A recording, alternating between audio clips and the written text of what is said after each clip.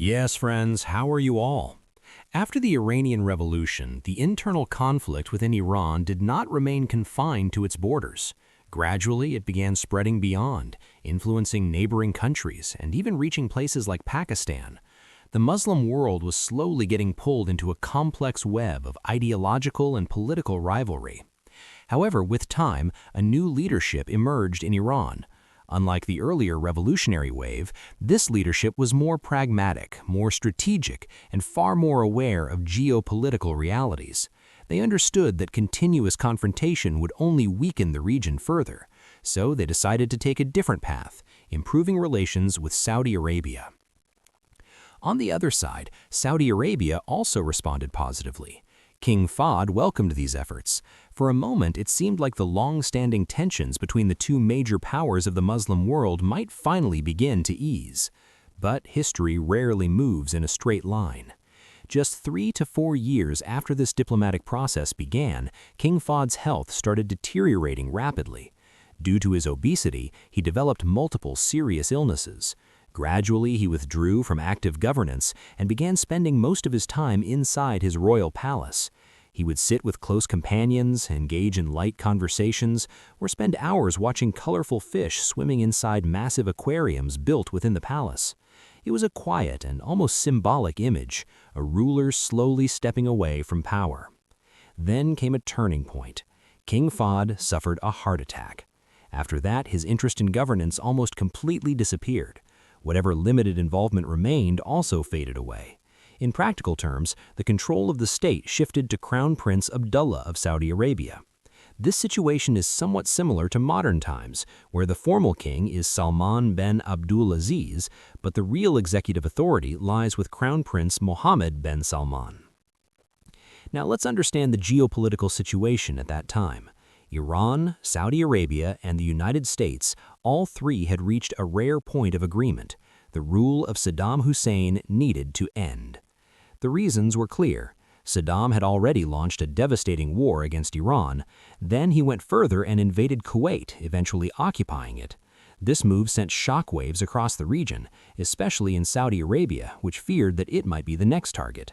In addition, Saddam had taken billions of dollars in loans from Saudi Arabia to fund his war against Iran, but later refused to repay them. This further damaged his credibility. As a result, Saddam Hussein had become unacceptable not just regionally, but globally. In this tense environment, Crown Prince Abdullah and Iranian President Ali Akbar Hashemi Rafsanjani initiated a dialogue process. The goal was simple but crucial: reduce tensions, build trust, and discuss the Iraq issue. Meetings were held in different cities. Delegations from both sides met multiple times. Surprisingly, these discussions were productive. They agreed to establish a joint security committee, hold meetings at least twice a year, and ensure that top leadership would visit each other annually. Everything seemed to be moving in the right direction. But then the most sensitive issue surfaced: interference. Saudi Arabia accused Iran of influencing and interfering in its Shia-majority regions. Iran responded with its own accusation that Saudi Arabia was interfering in its Sistan-Baluchistan province, a sensitive region bordering Pakistan with a Sunni-majority population. This issue quickly became a major obstacle. Neither side was willing to admit involvement. Trust began to weaken again. Yet despite this tension, both countries showed restraint. They did not walk away from negotiations. They understood a critical truth: if dialogue stops, problems only get bigger. During this period, Iranian representatives were also granted a meeting with the ailing King Fahd. In that meeting, a very clear message was delivered. Saudi Arabia wanted better relations with Iran, but not at the cost of its alliance with the United States. This was a defining line. Iran, however, had a very different vision. It wanted the removal of American forces from the Gulf. It proposed the idea of a joint military force made up of Muslim countries to secure the region and control oil trade routes. But for Saudi Arabia, this was unacceptable. The American presence was not a burden, it was a guarantee of security. And despite these fundamental differences, both sides continued trying to improve relations. Then came the year 1996. An incident occurred that changed everything. In the Saudi city of Khobar, a residential complex was housing American Air Force personnel and their families. On June 25, 1996, a truck approached the building. Moments later, a massive explosion shook the area. The blast was so powerful that it devastated the building. A huge crater was formed at the site. 19 American soldiers were killed. Hundreds of others were injured. This incident became known as the Khobar Towers bombing. What made this event even more significant was what followed. At the time, Al-Qaeda was already active. But surprisingly, the United States did not blame Al-Qaeda. Instead, it pointed directly towards Iran. According to U.S. officials, the attack was carried out by Saudi Hezbollah, a group believed to have links to Lebanese Hezbollah, which in turn was associated with Iran. To understand this accusation, we need to look back. In 1983, during the conflict in Lebanon, a similar truck bombing targeted U.S. Marines in Beirut. That explosion killed 241 American personnel in a single day, the deadliest attack on U.S. Marines since World War II. The responsibility for that attack was also attributed to Hezbollah, with alleged backing from Iran.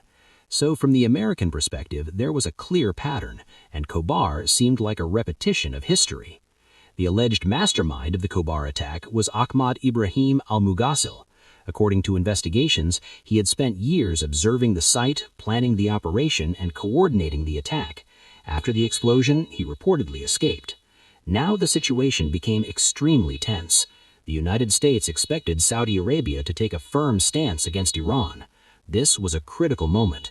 One decision could have triggered a regional war. But Crown Prince Abdullah made a calculated and highly strategic choice. He refused to escalate.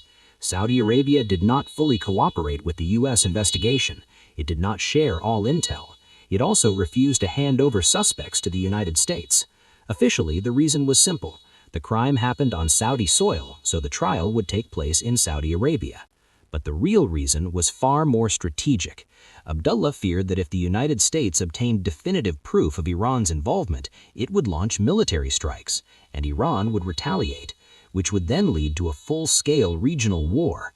So Abdullah chose restraint over escalation.